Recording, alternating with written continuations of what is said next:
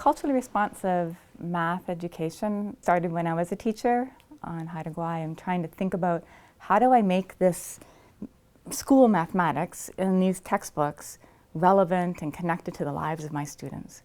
And so that they see themselves in the work, in the mathematics. They see themselves able, they have that confidence to take on challenging problems and to want to do that, to spend time struggling with challenging material. Part of that is disrupting students and families and colleagues' understanding of what mathematics is.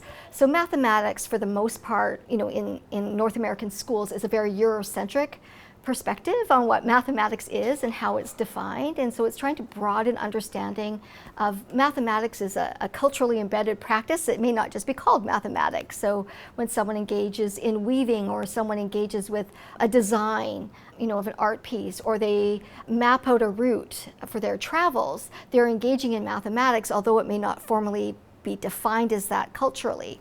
So it's expanding an understanding of what mathematics is. When we think about culturally responsive education, we think specifically about culture in the sense that it encompasses the whole child. What is it that we're doing to honor the whole child in the experience of learning?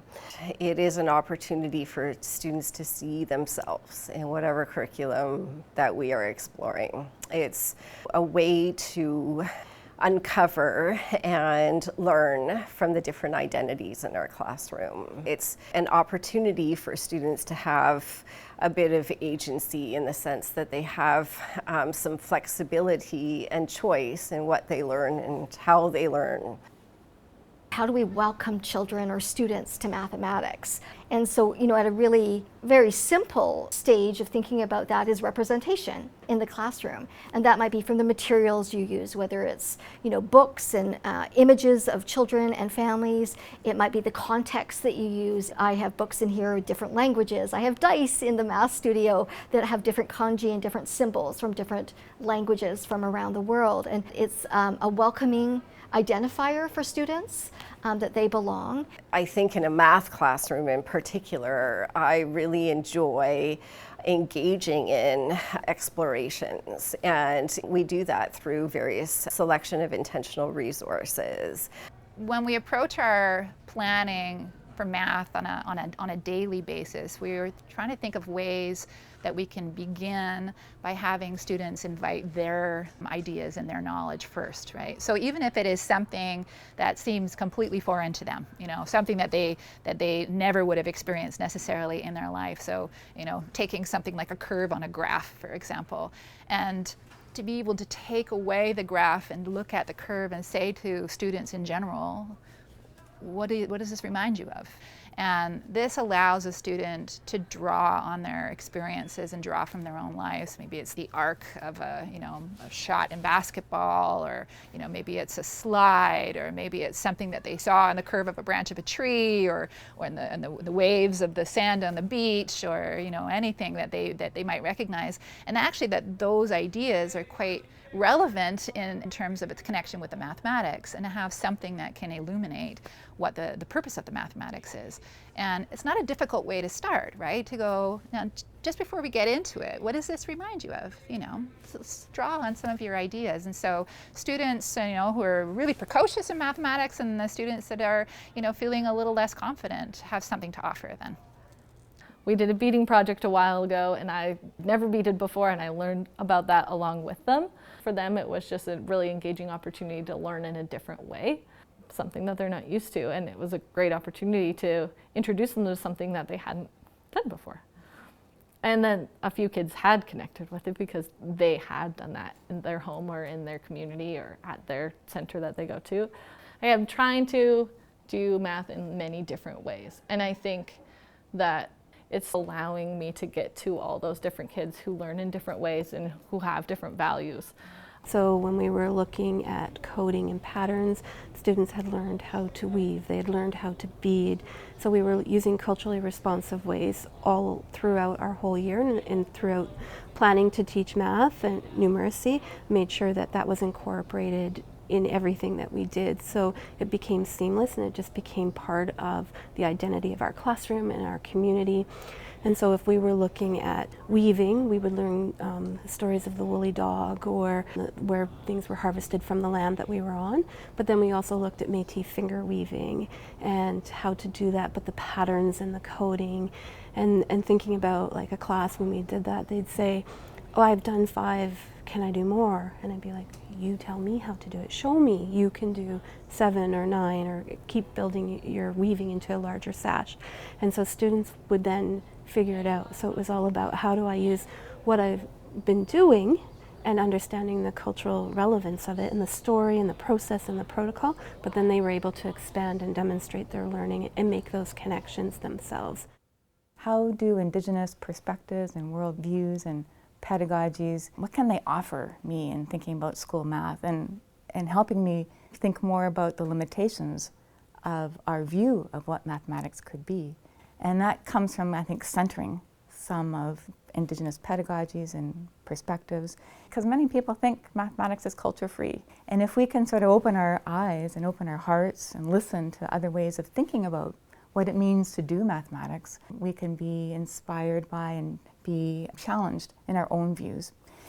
Surface area is something that just boggles their minds. They just don't have any idea about what the purpose is, because wrapping gifts doesn't really impress them, and it was just really hard. Packaging doesn't impress them. It's not real, it's not relevant.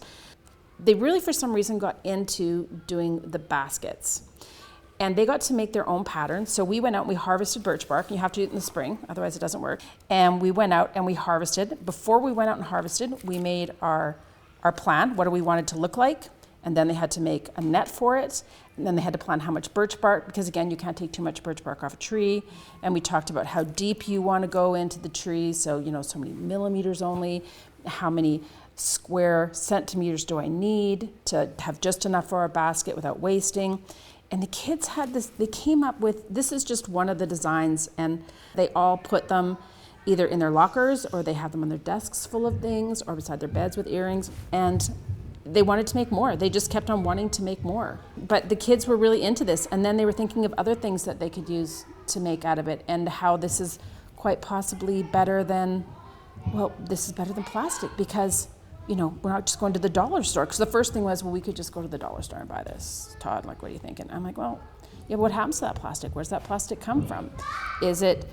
Anyways, and stewards of the forest and stewards of the land and all of that. And the kids were quite into it, actually. It was kind of fun. How can I get them engaged into learning trigonometry? And in the workplace stream, they're learning tangent ratio right now. So this was an introductory lesson, and I figure that it's best to do something hands-on that will help them remember opposite, adjacent, and angle of elevation, or their angle of interest.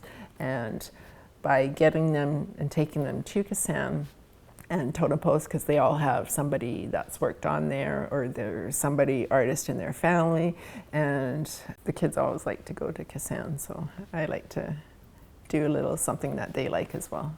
It was like in between 160 and 170. So it started out with, we talked about patterns, and we talked about repeating patterns, and then the kids had to make a 5x5 grid pattern, repeating pattern. And we talked a lot about beading. We talked about what beading's used for, and we talked about how expensive beads were, in their time, how expensive they still are now, and what the kids wanted to make, and the colors they chose, and the significance behind the colors, and that type of thing. And then the kids actually planned it, and they go, well, how many beads do we think we're going to need? And I'm like, I don't know, guys, how can we figure that out? So we made some table of values, and the kids actually used it to determine how much, for pattern 1, I need 4 blue and so many. And they used their table to estimate how many beads they're going to need for their whole bracelet. And then they did it for the string, even going back and forth. Well, if one set of 5 uses this much string, okay, I can use a table of values to see this. And they're like, okay, so this table of value thing's really quite helpful. And I'm like, well, do I have to go for the full 20 patterns, or what can I do? And they're like, we could write an expression. And I'm like, what? So they're writing expressions and they're all excited and they were all different because everyone had a different pattern, right? But they all realized that it still came, you added up, it came to 25 and they're noticing and I'm like, this is so much fun. Elders tell me what they feel is important for the kids to know. And it's actually not to do with math, it's more about standing up for what is important. And then I just incorporate the math into standing up. My kids are still learning how to use their voice, but now they're starting to respond because they know as soon as I sit beside them that they have to share their thinking. And eventually, sometimes it might take the whole semester, sometimes it just takes a couple of weeks. They become more used to sharing their thought process.